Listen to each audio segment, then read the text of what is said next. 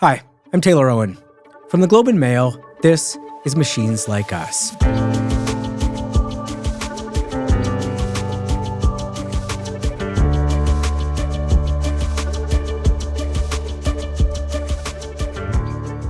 So recently on this show, I said I thought we were running a mass social experiment with AI. The possible outcomes of that experiment, which range from the utopian to the catastrophic, are still unclear. But one thing that is certain is that young people are very much the guinea pigs in all of this. No one has adopted AI more enthusiastically than Gen Z. Almost all of them are using it. In classrooms and lecture halls, chatbots have become ubiquitous. And more than 70% of American teens say they've talked to an AI companion, with many saying they prefer it over real people. But Gen Z is also skeptical. Polling indicates that the vast majority are worried about the long-term effects of AI, including job displacement, cognitive offloading, and its impact on the environment. So what exactly the future holds is anyone's guess. But Ava Smithing and Sneha Revanur want to make sure that Gen Z has a say in what this looks like. Smithing became involved in tech policy after developing a debilitating eating disorder that she attributes to social media. Today, she's the advocacy director at the Young People's Alliance and the host of a great podcast called Left to Their Own Devices, a podcast about how technology is rewiring childhood. And Revanur is the founder and president of a youth-led nonprofit called Encode AI. Politico once called her the Greta Thunberg of AI. Together, Ava and Sneha are two of the most prominent and influential youth voices in tech right now. So I wanted to have them on to find out what Gen Z wants from the most powerful technology in history.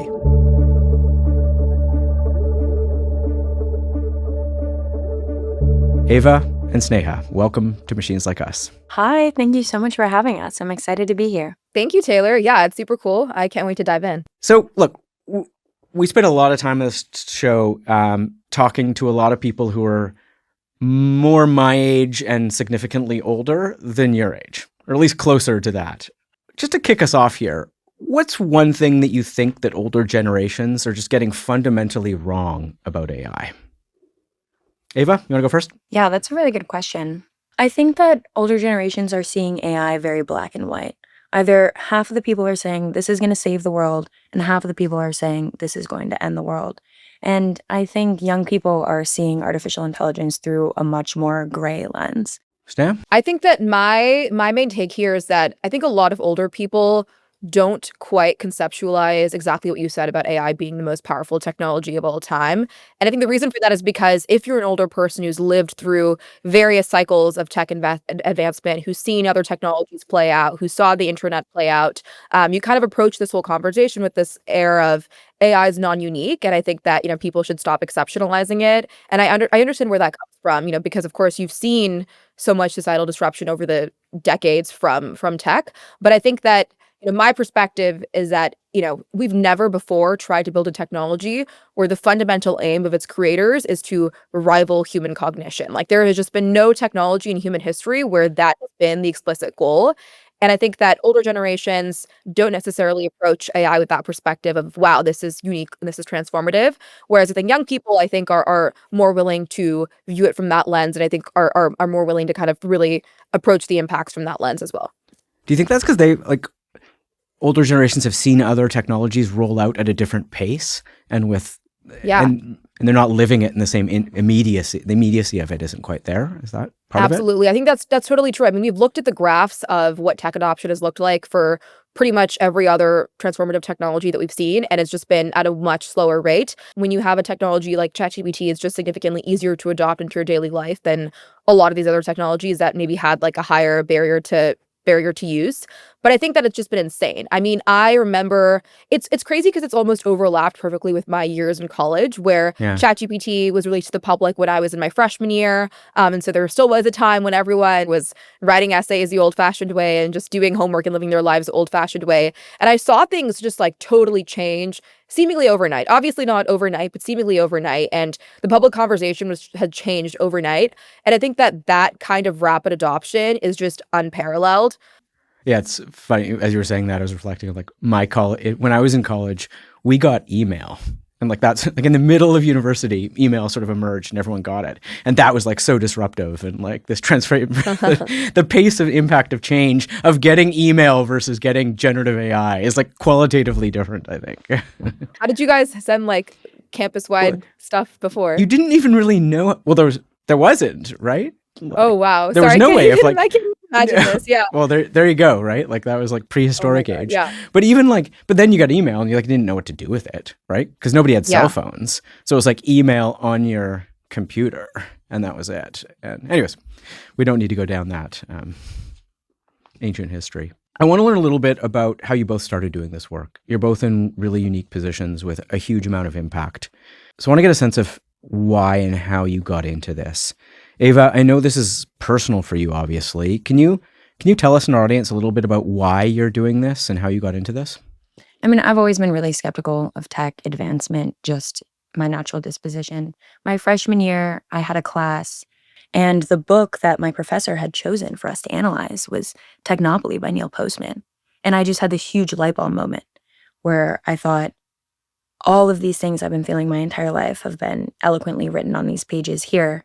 And I started getting really, really into this idea of responsible adoption of technology and consumer-powered technology. And then all of the while, I'm dealing with my own social anxieties and my own really negative experiences on Instagram. And when Frances Haugen blew the whistle in 2021, I think, it was an even bigger light bulb. Can you be led by the algorithms to anorexia content? And they have literally recreated that experiment themselves and confirmed, yes, this happens to people. So Facebook knows that they are leading young users to anorexia content. I said, oh my goodness, I am one of those teenage girls on Instagram with an eating disorder. No wonder I care so deeply about this issue. It's not just something that interests me, but it's something that is actively playing out in my life. And after that, I just became obsessed with trying to stop it. I mean, it's interesting. I mean, you mentioned Frances's revelations there and the documents she disclosed. Those were very much focused on some kind of the structural and design elements of the problem that were being revealed, that things Facebook knew about the design of their products that were harming individuals and youth. Is that what drove you into that view of this? And was that meaningful when you were trying to explore the problem you were experiencing to give them sort of a root cause, you know?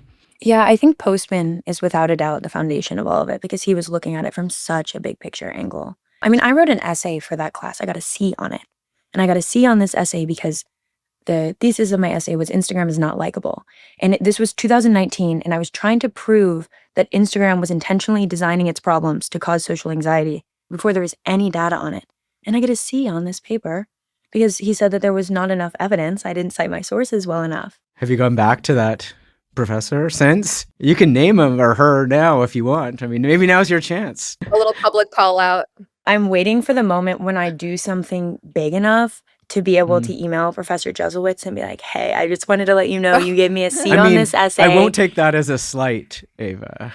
No. I think this podcast is this surely big enough. That Ava. this isn't the podcast moment? Is surely I mean, big thanks. Enough. No, you Thanks. guys, the moment it has to be live. I think that eventually Stevens will bring me back to do a talk there. Like they've been really into the work that I've been doing, and I think so she'll do it on campus. Yeah, That's I think great. that they're gonna bring me back, and I think when I'm on campus, I'm gonna say I got a C on this essay at Stevens because there wasn't enough data. But to answer your question, it's like my foundation looking at this problem through such a meta societal lens, and then Frances coming out and really validating that and giving really specific evidence of design features and decisions that were made in the company. It just all fell into place. The eating disorder story, my personal story on social media was a way for me to get a foot in the door. And once I had people's attention talking about my personal experience and this sad story about a teenage girl, then I could start talking their ear off about some of these more meta problems that we were seeing. So Sneha, you were still in high school when you founded Encode AI. How does a 15-year-old decide she wants to start working on AI policy? I think a lot of people come to me now and they're like, wow, you had such amazing foresight. You must have been playing like 4D chess. And honestly, I didn't know what was going on. I just thought it was super cool at the time. I think even before ChatGPT, there was a lot of public conversation about some other types of AI. I think that specifically back in 2020, which is when I founded Encode, there was a lot of concern about surveillance. There was a lot of concern about algorithmic bias. That was the conversation of the hour back then. And so I think that obviously the discourse looked very different, but there still was some amount of discourse. And I think that was kind of my backdrop. So in 2020, this is like during the pandemic, I was getting a lot more politically engaged. And I spent that summer before my junior year of high school, I believe, volunteering on various political campaigns, kind of learning the ropes. And I think I saw a ballot measure in my home state of California at that time called Prop 25. And Prop 25, its aim was to basically replace the use of cash bail statewide with an algorithm, which critics, feared would expand bias. And then, organized a bunch of my friends to rally against Prop 25. And then come November, we were able to strike down that ballot measure during the 2020 elections. And that was a total, I think, that was really what I look back on it. It was obviously just our opening salvo, right? Because so much has happened since then. I think that was when I had the realization this is worth working on long term. We have the infrastructure to build something around this long term. This is not just about this one ballot measure. This is not just about California. There's a much broader conversation that I expect to emerge around the impacts of AI, and it's time for us to really, really build, public power around that. And so I think that was kind of where Encode came to be. I think it's worth reflecting a little bit on how quickly this discourse and particularly some of the conversation around harm has evolved since the moment you were talking about, when we were talking about sort of the racial bias of parole board AIs. And right, there was a moment, you're right, pre-ChatGPT, where there was a lot of concerns, but they were very, very different than what they are now. Yeah. And in Canada, one of the big debates has been about Grok and then X allowing the use of AIs to undress people without their consent. Yeah. Right? And I'm wondering, Ava, just start what do you make of something like that as a problem? I mean, it's an incentives problem. And that's what I've understood from the very, very beginning. And with the Grok thing, it's just what's going to make people use the product more. And for them, they're not necessarily having to weigh what impact is this going to have on people, but rather what impact is this going to have on our bottom line. This is a company who wants to make money. This is not a group of scientists who want to come up with the next, revolutionary thing that's going to save everyone. And they can brand themselves as that really, really easily. And there are a lot of AI scientists out there who do want to do that. But this is a company who wants to make money. This is a man who is a billionaire with an insatiable appetite for making money.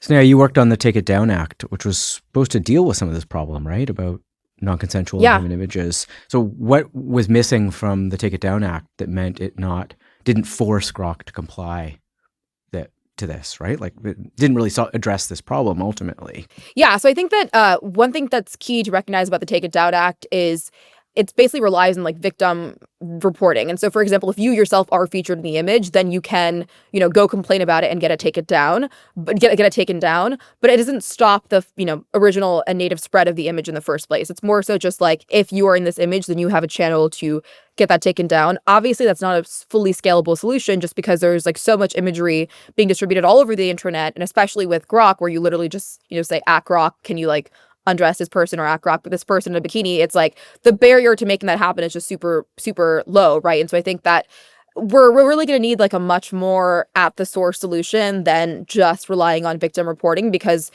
that's just not scalable.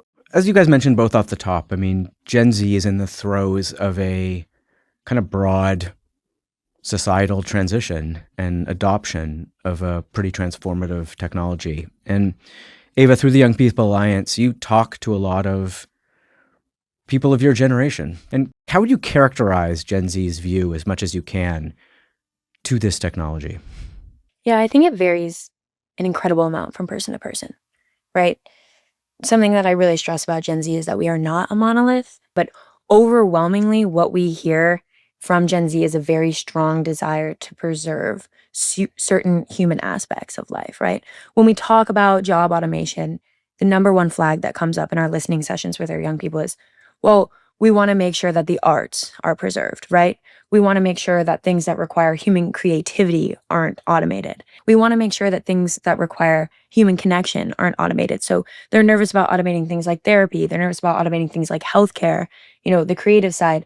But when it comes to these more white collar jobs that Gen Z already saw as quite frivolous, they don't have the same worry. At a general level, and I say this all the time, Gen Z has never been exposed to technology that's revenue model wasn't predicated on exploiting them. And I think because we grew up in this space where we were consistently being exploited by technologies, we don't think twice about it, really. You see a headline about, ChatGPT has driven someone to psychosis, and you're like, oh, of course it has, and then you move on with your day. It is funny, though, to hear the conversations that young people are having. We're so, let me think of the best way. Like, all I want to say right now is like cope. We're so good at using humor as a coping mechanism. So when we go out and when we talk to young people about this, for the first X amount of time in that conversation, it's a joke.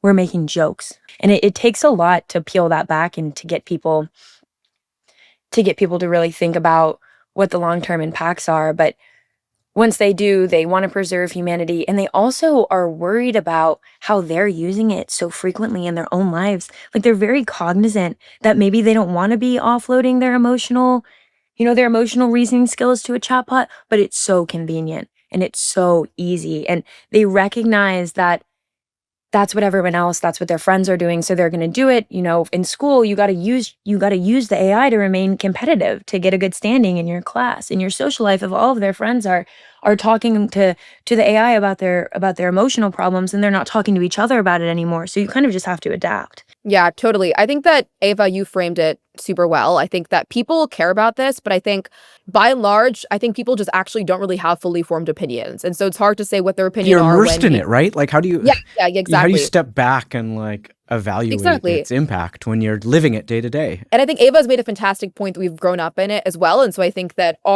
we have less of an external reference point than previous generations do, because for them, the whole thing is much more jarring relative to like the reality they grew up in, versus for us, it's just been like one new thing after the other. And so I will say that, the polling shows people of our age group are actually pretty optimistic about AI, right? And I think that people feel pretty good about this. I think that anecdotally, I talked to a lot of my friends, and, they're all power users of ChatGPT. I mean, people have moved to, getting their ChatGPT wrapped at the end of the year, just like they get their Spotify wrapped, people, right? And so I think that overall, definitely people will report that they are optimistic. I will say that once you peel back the layers, as Ava said, there probably is some latent anxiety about what does this mean for our future. But I think that we're just like so steeped in the experience of having our lives just like reinvented by new technology every couple of years that we don't really fully conceptualize what this is going to mean long term, and like don't actually see it as fundamentally different from, we all got on TikTok during 2020 and like what that was like for us, or even, just like generally getting into social media a couple of years prior to that, right? It just feels like the next thing in this long line of big lifestyle shifts, right?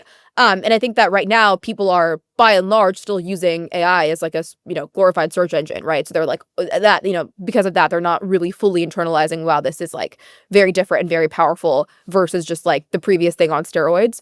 Yeah, I want to drill into that a little bit, right? So Ava, you said something really interesting there around, well, maybe we're not so worried that the white collar jobs we didn't want are going to go away. But Sneha, you've done a lot of work on the job market and how people should be approaching it. Can you talk, how should people in your position in university in their early 20s beginning to think about a job, think about their use of AI and the impact AI is having on their professional futures? Yeah, that's a really good question. And I think that there is a lot of uncertainty about this right now. So it's hard to give super concrete and like unfalsifiable advice, but I do have some general takeaways. For context, we just launched this project called Game Plan, which basically provides a career playbook for young people who are navigating the AI economy. And so I think that some of the things that have come up is, I think a lot of young people, they imagine their careers as like, I'm going to do this one thing for a very, very long time, whatever that one thing is, whether it's like banking, or I'm going to be an accountant for a very long time, or I'm going to do this like other, skill trade for a very long time. I think the big mindset shift is, imagine your career as just like a series of chapters of you running different experiments, doing different sprints on different kinds of things. The real thing that's going to be rewarded in the job market is adaptability. I think that people are going to see themselves shifting between jobs, shifting between industries. They're going to jump from one interest to another way more often. Is there a precarious element to that creates Totally. anxiety in a sense? Yeah, I mean that sounds cool to me, but that obviously creates a lot of anxiety for other people who are like, I just wanted to like figure my life out right now. But I think that what AI does enable, at least, or will enable for the near term, is, the thing about, white collar jobs, for example, being under attack, the thing about a lot of these like traditional jobs and the ladder itself being under attack is that it just like creates this window of opportunity for you to go do all of the self-directed things that you like have always wanted to do and kind of pursue those moonshots in a way that you just couldn't before. And I think that's going to be a very empowering possibility in the near term. And I think that the next thing is that, I think a lot of people, it's really interesting. A lot of people, they hear this, they can't get a job. And, keep in mind, before AI has even like really descended upon the job market, it is already right now harder to get a job than like ever, right? That's not just AI, right? I think that's like there's like very little correlation with AI, and the real effects from AI haven't even materialized yet. And so of course that makes it even scarier of like, oh, it's already bad, and this like new variable What's the tidal wave coming if this exactly hasn't even sectors. Yeah, totally. And I think that I think the big thing is that one thing I find kind of concerning, and we talk about this in Game Plan a bit, is a lot of my friends react to that and they're like, okay, so to stand out, now I need to go get like 3 more degrees and then I'll stand out and like have this. And that is like, I think the wrong mindset of like, I think that we're moving into this world that, for better or for worse, is going to start devaluing a lot of those like traditional experiences, whether in terms of like your prestigious first job or, even just like for a lot of people getting more and more degrees, which creates a window of time for people to just like jump in, do cool things and work on projects. But I think, of course, it's also very anxiety inducing. Yeah, absolutely. To what degree is it felt that one needs to learn AI to succeed at the moment? I think you see two ends of the extreme there. You have people who take an immense amount of pride in the fact that they use AI for nothing. Like, if somebody uses AI in front of them, they're like, bleh, you're a loser, get that away from me, lame. And then on the other end of that, you have people who are so hyped up about the fact that they can use AI. I also think, and this is totally anecdotal, but I think that Gen Z, as the digital natives we are, who have never really had problems learning how to use technology and adopt technology, aren't thinking that seriously about, am I good at AI or am I not good at AI? Because we go onto the tool and we use it and we're like, oh, that makes sense. I know how to use this. Like, it's more intuitive for us to adopt it. I mean, I don't know. I've heard stories about my friends asking ChatGPT to tell them how to create a better prompt. That stuff is second nature to us. I do really enjoy when I'm in a room with 2 of my peers and you have one person on one side who is talking about how excited they are about how they just vibe coded this website and it's so cool. And you have someone else who's sitting on the other side of the room. Like, I would never do that. You're lame and uncreative and lack humanity, and you just wasted 100 tons of water. So there's definitely some tension there. And I don't see that tension necessarily resolving itself in the near future. I see that tension, if anything, growing a little bit more. Sneha, does that dichotomy ring true to you where you're situated? Okay. And which of those is more privileged, those positions, in your view? I think that's a really good question. I think that totally is correct. Ava hit the nail on the head. I guess just to categorize myself, to be honest, like AI represented a fundamental shift in the way that I live my life. And I think that my life has been actually fundamentally reorganized around like the power that AI can provide to me as an individual. And I think that I feel super optimistic about that. And I think I've just like unlocked so much value. I think it's especially been in the last year when models have gotten really, really good that I have had so many moments of like, holy shit, I actually think this changes the way that I live my life. And like, there's just like so much more that I can do. Can you say a bit more about that before you move to the, yeah. Give me some examples there of like, what's something that was a real aha moment that tell us opened about up the your potential power here. Yeah, totally. I think that I think first to explain where that shift came from, I think that a lot of people, and I actually understand where it comes from, a lot of people who are resistant, it's because they view AI simply as a vehicle to do whatever you do. People they think that we're just like using AI to do whatever we already do more efficiently, right? It's a way to like write the email that you already know how to write, but like, do your term paper with one prompt. And, do your term paper with one prompt. So it's just like, obviously from that perspective, it's like, this is horrible. We're just like outsourcing our agency to this thing. And like, we know how to write emails. We should know how to write essays. Like, why are we handing that over to AI. And like, I actually get that perspective totally of like, if that's your only use case, then it just like seems super concerning on the merits. But I think that my shift with AI was like, it's actually not about, like, I know how to write an email. I'll write my own emails. Like, I don't like see that as a huge bottleneck in my life. But I think that the big shift was like, this actually makes me capable of doing new things that I couldn't do before. And I think that is what people are kind of missing, right? Where it's like, for example, if I want to learn a lot about a super like niche economic concept, I mean, like, I don't have any Nobel Prize winning economists in my contact list who I can just like hit up and be like, hey, can I book you out for like 6 hours and just like pick your brain about this? But what I can do with Claude, for example, which is like my like go-to model, is I can, ask it about a question, or I can even upload papers from specific economists who I really want it to like get into their brains. And I can literally just like back and forth spar with it for like however long I want and make use of its infinite patience and also its access to the internet and to also just like limitless knowledge that we've like documented, right? And like that is just like a fundamentally new thing where it's like I would not have gotten that experience or gotten that capability had I just been, operating within the previous realm of what was possible, right? And so I think that the difference, I think, is shifting your mindset from this will make what I can already do more efficient, because like we all know how to write emails, we should all know how to write emails, to this like we don't. No, people don't know how to write. Okay, I mean, okay, well that's a separate text problem. maybe. How about text? We yeah, know how to write text. Okay. Yeah, emails is maybe a bad example. It's like you should know, I think obviously it's a fundamental life skill. If somebody texts you and you're like in a fight or something, you should just know how to like navigate that conversation and handle human relationships by yourself. I can totally that's interesting though, because a lot of people are using AI to help them navigate these personal dynamics though, right? And that is where I am kind of like, okay, this is going too far and this is getting kind of creepy. And like I think it's stupid. If I received a text that I thought seemed AI generated when we were like having an argument or something, I would just cringe super. Like I like totally understand like where people get that tension from.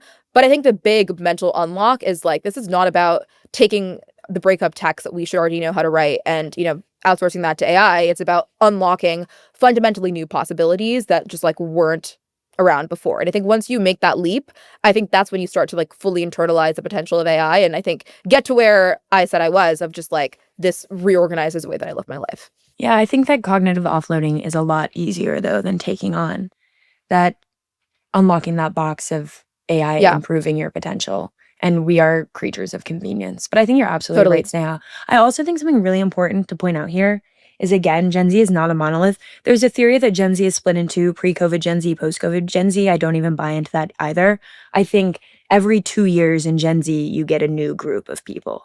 And I think we're seeing that folks on the older end of Gen Z are far more skeptical of, and I think that like I have 3 brothers and we fall perfectly. So my oldest brother's 2 years older than me. He's like, that's so dumb. Just give us a sense of ages here so everyone's clear what you mean Mac by is this. 27. Yeah. And he was born 1998. He's very much, it's stupid. It's going to end the world. It's not even that he gets angry about it insofar as he's just like, that's dumb, And then you have me who's 24 and I use AI, but I use AI very skeptically. I'm very shy about my use of AI. I feel a certain level of shame around my use of AI. I also think that that's a difference in, that's a very DC thing here, where we're very prideful in our ability to do our own thinking. We got a bit of an East Coast, West Coast dynamic going on here. Yeah, I mean, totally.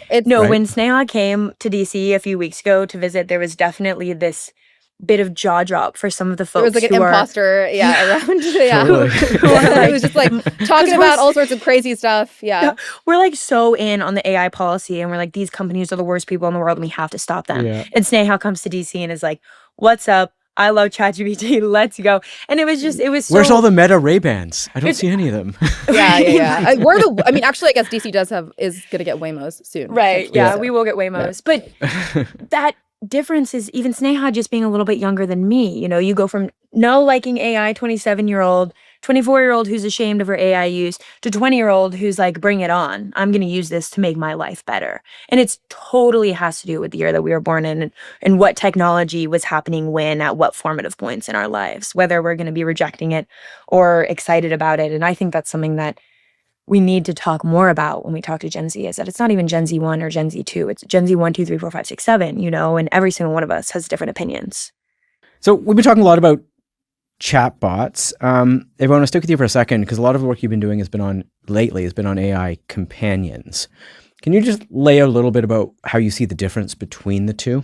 A companion is a chatbot that was designed with the intention of forming a relationship with someone. So this is your replica, this is your character AI, where a general purpose model can do anything you want it to do.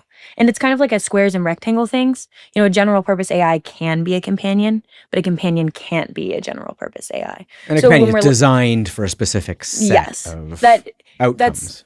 in if you look at the definition of a companion AI in a lot of the bills, that word intent is there. Do they have the intent to form a companionship with you?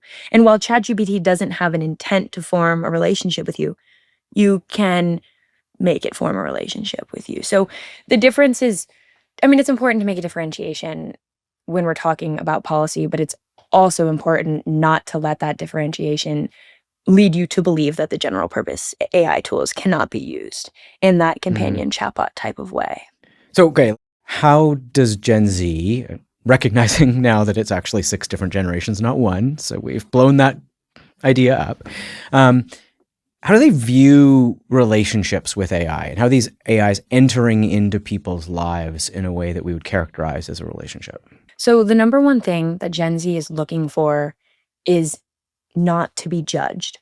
And that's why people find so much use out of these AI chatbots, is because that they know there's no judgment assigned. The AI is giving an output, but it's not judging them.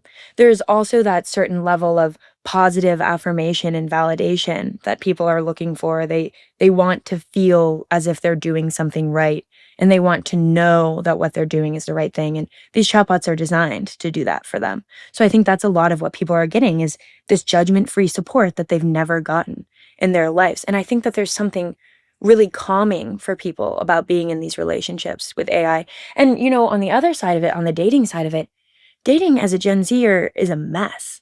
It is really, really grim out there. There's a lot of papers about this. There's a lot of speculation about what is going on with Gen Z. Why isn't Gen Z having sex? Why isn't Gen Z going on dates?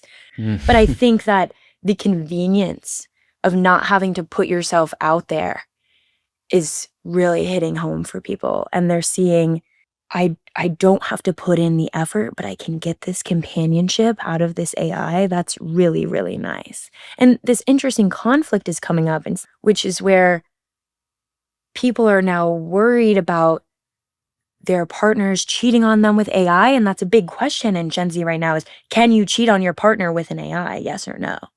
And if you ask people who are in relationships with these chatbots, these people are in love with their chatbots. And they fully believe that it is no different than a human. And I think that is actually the most human thing of all, to be able to get that level of comfort and validation from a robot, because it just proves, such a great part about our condition, which is how bad we want that. Why would Gen Z be more concerned about the judgment of humans than other generations? We grew up online in an environment where the content that went the most viral, the content that was the most popular, was content that included somebody judging somebody else, somebody canceling somebody else, somebody being really mean or inflammatory to somebody else. And that's what we were looking for online.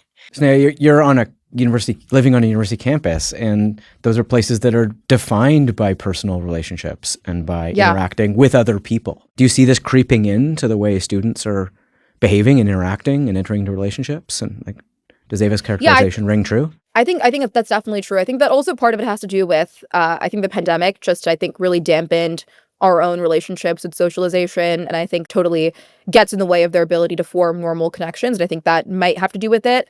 I think that fortunately what I've seen has been that people in my bubble haven't so much been using AI as a direct substitute for connection, but I think that there has been this tendency to, for example, if you're having a fight with your boyfriend, you need to consult ChatGPT on what to say before you talk to him next or whatever, right? And it's like, there's this joke about how girls have their group chat that's their board of advisors, and it's ChatGPT is entering their board of advisors at every personal dispute they have, every emotional conflict they have, every inner anxiety they have that they don't feel comfortable vocalizing to the outside world, they're going to run it through AI, right? I think that's a big shift, and I think that from what I've seen, fortunately, that hasn't necessarily overridden the power of their other relationships yet, but I can see how we would move towards that trajectory long term if people stop feeling comfortable, because that's a slippery slope where eventually you just stop you stop seeing the value in even like, talking to your like in-person confidants at all, right? And I think that I think definitely gets really concerning. I definitely see that as a potentially slippery slope where over time people begin handing over some of those human experiences at an even faster rate. And we've also been largely conditioned to displace our discomfort. I think my friend Maddie Freeman, who's a fellow, is incredible. And one of the things she says is that social media is like a pacifier. You get uncomfortable and you pick up your pacifier and you start scrolling on social media so you don't have to think about what makes you uncomfortable.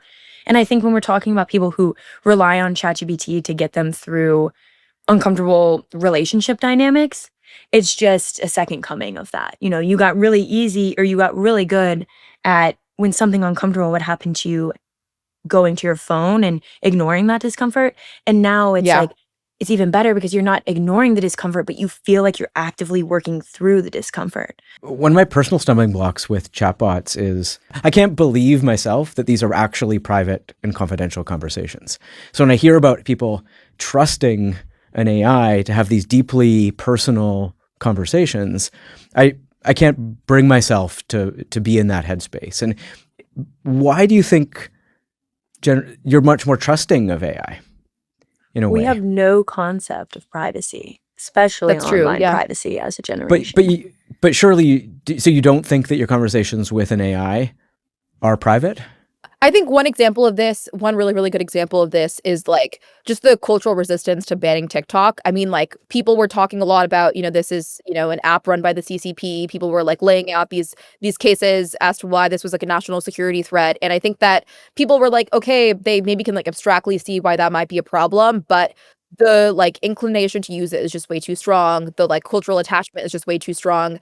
As Ava said, that does not make a difference to us because everything we've ever used in our entire lives has been privacy invasive, and we just kind of like have accepted that as part of the terms and conditions of life, right? And so I think that it is like really, really hard to view that as not just like a natural trade-off that we're making every single time we engage with the online world. Right. So maybe I knew a world where there was an expectation of privacy, and so that's more acute to do that, to make that trade-off. Yeah, I've given up on trying to lecture my friends about privacy just completely. Because there's no reception. It just doesn't matter to them. It's also really hard to conceptualize the potentially negative impacts of a lack of data privacy on an individual level. Because what are they going to do with just your data, right? It's not what they're doing with just your data. It's what they're doing with your data in the context of everybody else's data. So it's hard to think about, it's hard to conceptualize data privacy in that really big way. The last thing I want to talk to you guys about is, one of the things I find most inspiring about both of you is that you both don't just know these technologies intimately, but you engage in politics and you engage in policymaking actively. So I want to talk a little bit about your political and policy engagement, and about the moment America's in right now in the political and policy space. Federally, among many, many other things, you have a president and administration who's hostile to AI policy at the moment, or AI regulation, I should say, at the moment. There's an executive order that's banning any state even engagement in AI regulation.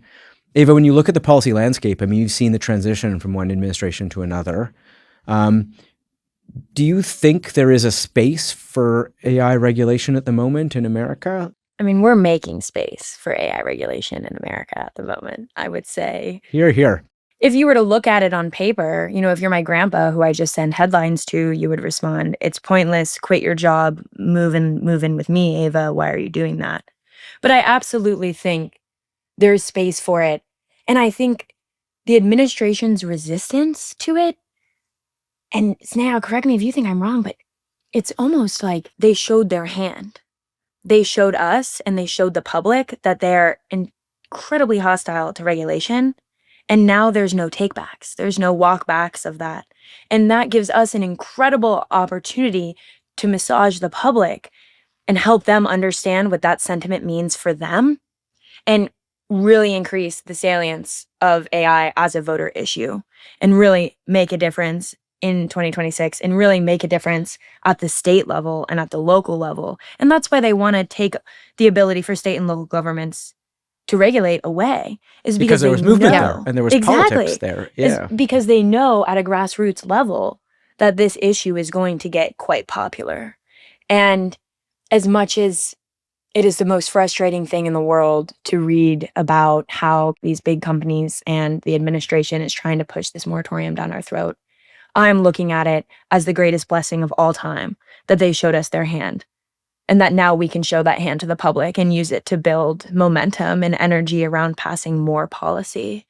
And there's something Totally. really beautiful about the way it has brought so many different coalitions of people together.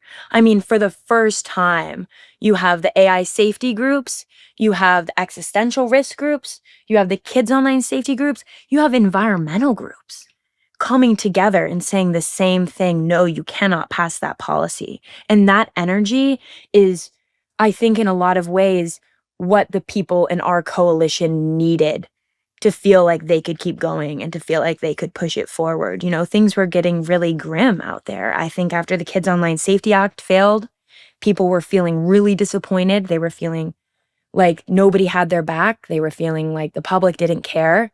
And then this moratorium comes through and we get this incredible second wind. So I could sit here and tell you about how horrible our government is. I just see it as a huge blessing. I'm like, thank you.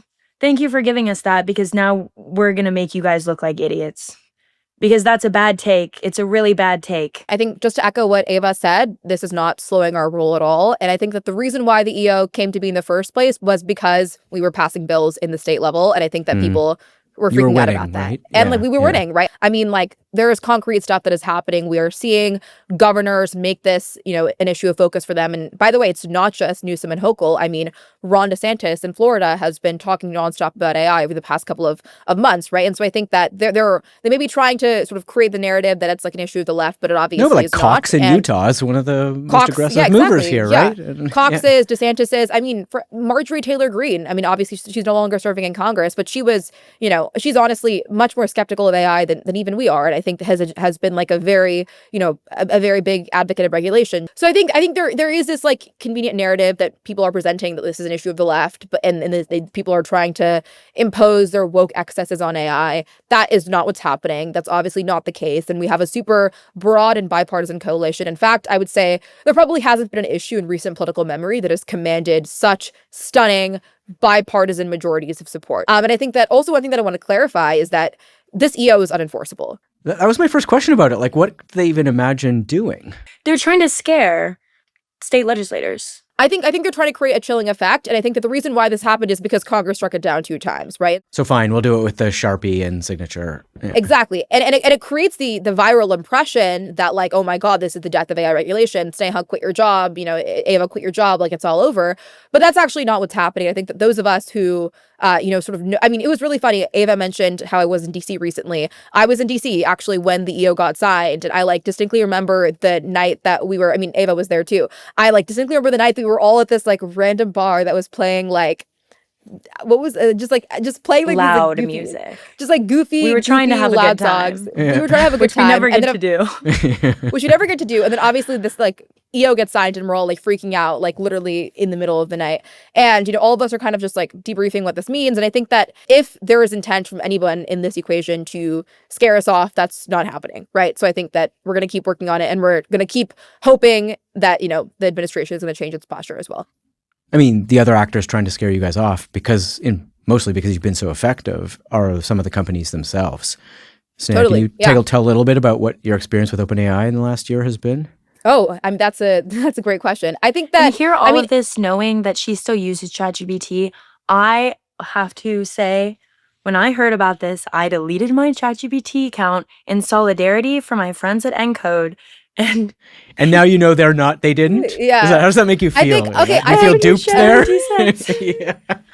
I mean, we obviously appreciate the acts of solidarity, but I think that I think everybody on the Encode team still uses ChatGPT, and I think that fundamentally the reason for that is because this stuff actually just like augments our capacity. I think that's also sort of how I think about it in terms of just like I have a duty to be the most effective individual possible, and if like this is part of that equation, then like, you know, that's something I'll embrace. But more broadly about the conversation about the companies, I think that, you know, it's not just OpenAI. I think that like that obviously there's a lot of attention around that, especially with our experience, being subpoenaed a couple of months Say a ago few as words part about of. that. Like what happened there? Yeah, I mean, that was a totally. pretty dramatic moment. Yeah. So I think that, as there's been a lot of news about, there was a big, and there still sort of is some ongoing legal battles around this sort of conversation around the restructuring of OpenAI from a nonprofit to a for-profit. And, as we've known, there, has been this ongoing tension between Sam Altman and Elon Musk for a long time. So there was this lawsuit, Encode, alongside a couple of other AI safety organizations, filed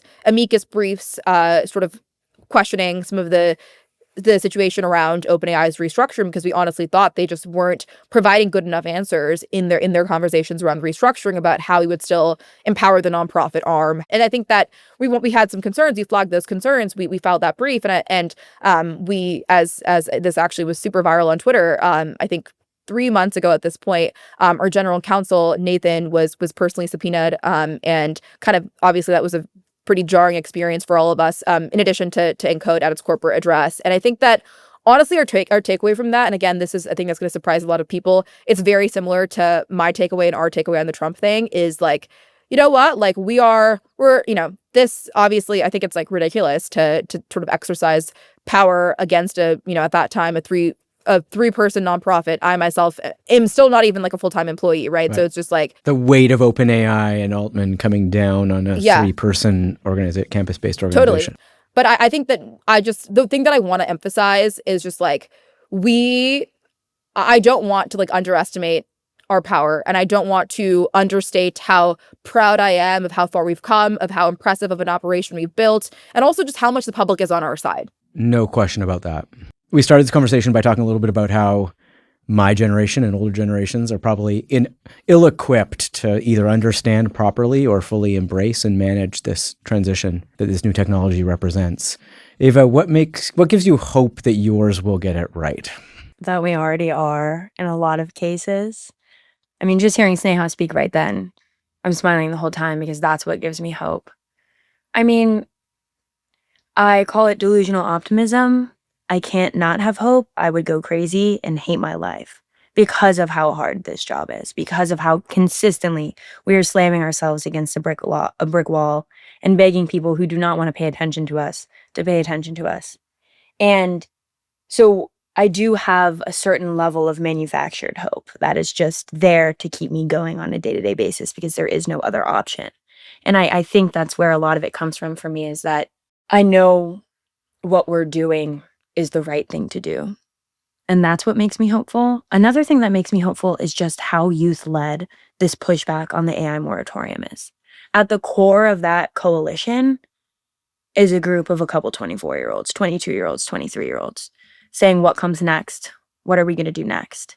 And the way that the entire coalition and the entire responsible tech industry, I would say, more or less, has put their egos aside and said, we trust you all to lead this and to steer this ship, is something that makes me incredibly hopeful. It's something that if I think too hard about it, it could freak me out, because then I'd be like, oh, they don't have an answer. There's no plan. So they're just trusting us. No, that's on you. That's on you. Right? But yeah, exactly. You guys figure it out. And there's a lot of people in our generation that feel a lot of resentment for that. They're like, older generations have created these problems and now they want us to solve it. For me, I'm like, bring it on. I love solving hard problems. That is so, it's not fun, but there's something really, really, really special about the group of young leaders and about the campus programs and the thousands of grassroots voices that surround us and is only growing. And just the solidarity is really incredible. Like Sneha mentioned, when that executive order dropped, we were all at the bar. We had just taken a shot of tequila. And then we didn't even think twice but to sit down, open up our laptops, read it, and react to it. Oh, there's like photo evidence of this. There's great photos of it. There's ample photo evidence, yeah. That's what makes me so hopeful, is this just sheer passion and willingness to do the really hard things that a lot of people in our generation are feeling and more people in our generation are waking up to.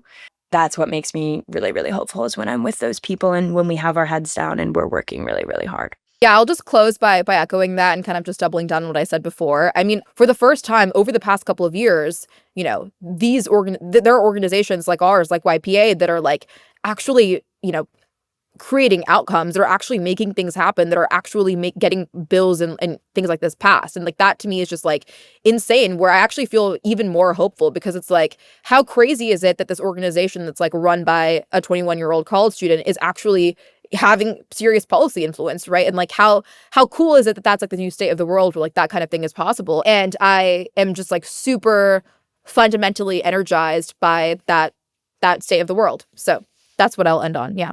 Look, I mean, you guys are awesome and inspiring and having a huge impact. And as someone who works in this space, I'm just so glad that you guys are doing this and are taking charge of a set of problems and transitions that I think a lot of people in my community, in the policy world and academic world, are sort of just so fixated on the problems and how hard they all look. And you're kind of doing the opposite and embracing that challenge and taking it on and winning. And so thank you for what you're doing. And I feel lucky to have talked to you today. So thank you. Yeah, this was such a great conversation. Thank you so much. Yeah, I'm feeling great after this, honestly. Me too. Yeah, I can tell. Me too. Ava and I are I'm just not like, optimistic very often, but I'm feeling it now. Yeah. So you did it. So thank you.